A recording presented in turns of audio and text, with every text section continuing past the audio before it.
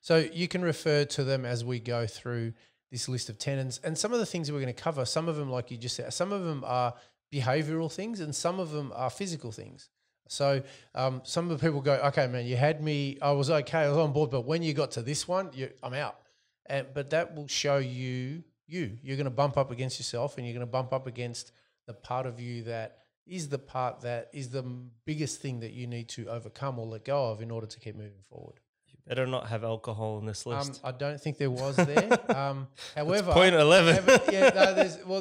Actually, basically, I'm just going to say a caveat. There could be somewhere in there that's the case, right? All right. You'll see where that comes up very, very shortly. But there's no judgment or agenda other than helping you to be the best version of yourself, right? So let's kick off. And point number one of some of the things you may need to let go of is certainty.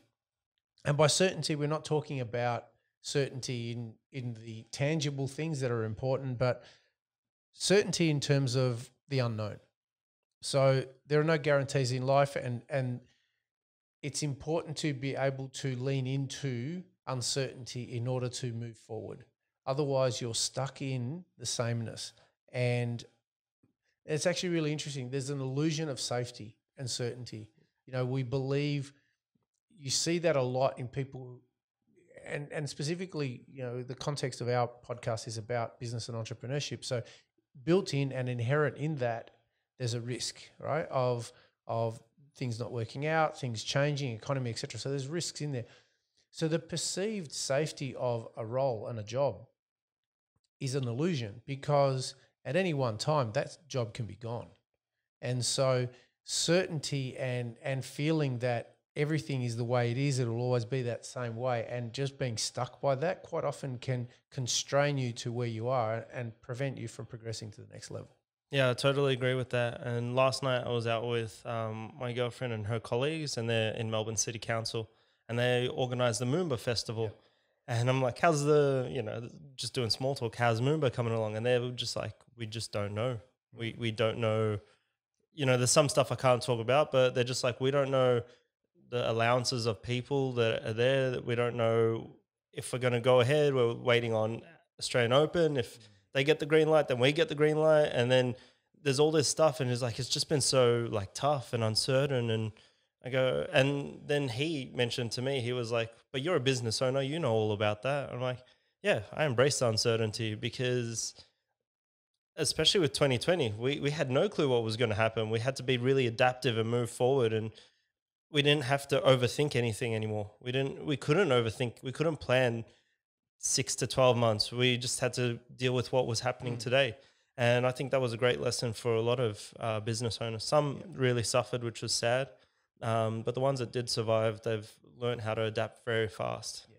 And there's a big distinction between calculated risk and recklessness. Yeah. And so there's a big distinction. You mitigate your risks, and you make sure that you take all the necessary steps to prevent and downplay the level of risk or exposure. But even with all that, there is still always going to be a chasm that you have to go through or jump through. Yeah. And in order for you to progress moving forward. And that's what we mean by leaning into the uncertainty. And there are no guarantees every time. It's not always like that. So unless you're able to really embrace and own that will potentially hold you back.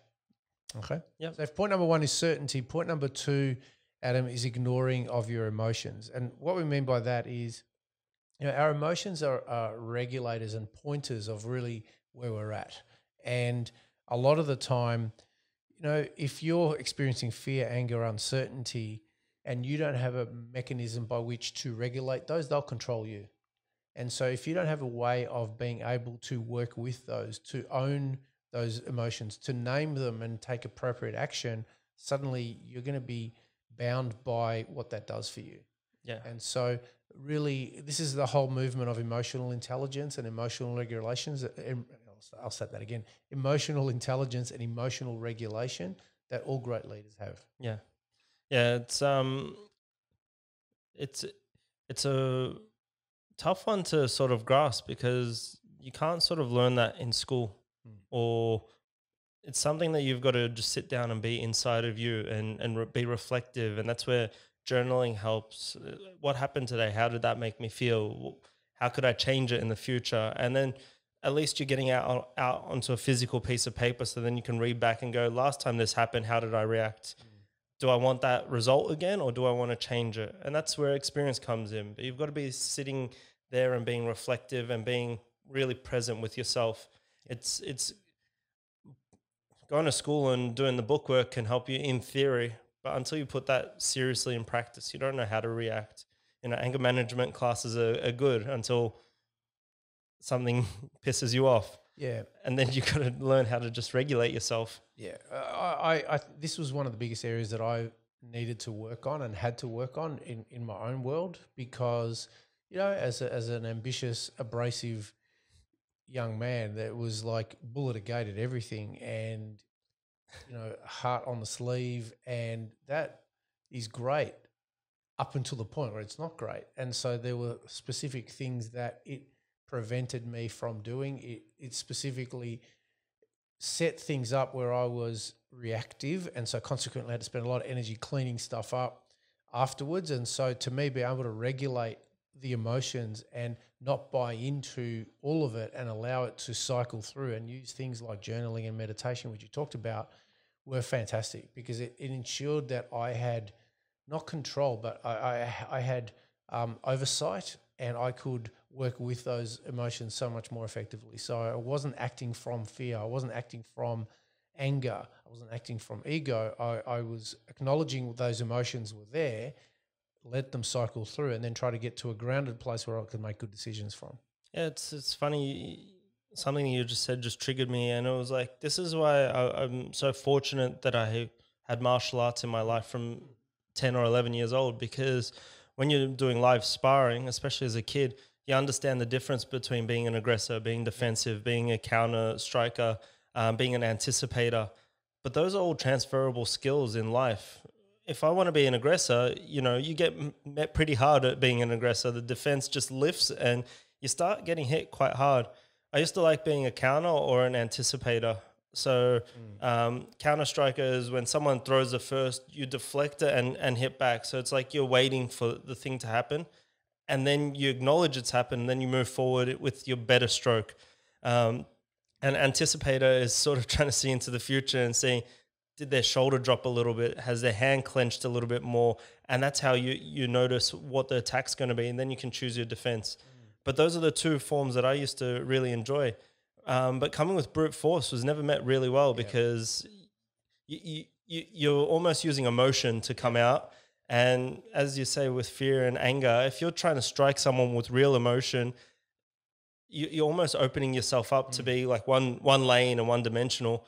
And I've taken that into street fighting as well, because I've fought for so long in the training dojo that when I go to the street, I have no emotion. Yeah, I get pissed off. Why do you want to fight me? That's the first thing. But at the same time, I've been here a million times. I'm not stressed. I'm not angry. I'm not in fear. There's always some element of fear in a live fight, but it's almost a point of comfort going, hey, this is not too bad. And it's very transferable. I think that's why, and martial arts has a discipline and all that sort of. I'm blessed that I got to do that sort of stuff growing up. It's funny you say that. I went to training last night, jiu-jitsu, and it's like a Saturday morning where we're recording now. Friday night fun times is kind of like Fight Club. And so I was in an 8-minute round yesterday, and 7.5 of those minutes I was in a crap position. Yeah. Someone just actually was in a power position. And so you're right. I really they were trying to extract every last morsel of air out of my lungs while trying to choke me out. And I'd made one, I was a little bit slow in the first 30 seconds, and they capitalized on that. And so for the next 7 minutes, I was basically trying to preserve that situation, but not trying to, like you said, get angry, not trying to abuse brute force, just trying to regulate the emotions, slow down my heart rate to turn it around to end up submitting this guy in the last 20 seconds of the round. And it really taught me that whole process of emotional regulation. No matter what's going on, you could be getting beaten down on. It's about not allowing the situation to get worse by virtue of your emotions, by virtue of your reactions. And so how do you stabilize it? How do you basically go into damage control? And then what do you start doing in a strategic way to move forward? And it was a you know, I didn't even think about it until you mentioned martial arts component and how applicable it is to all areas of your world.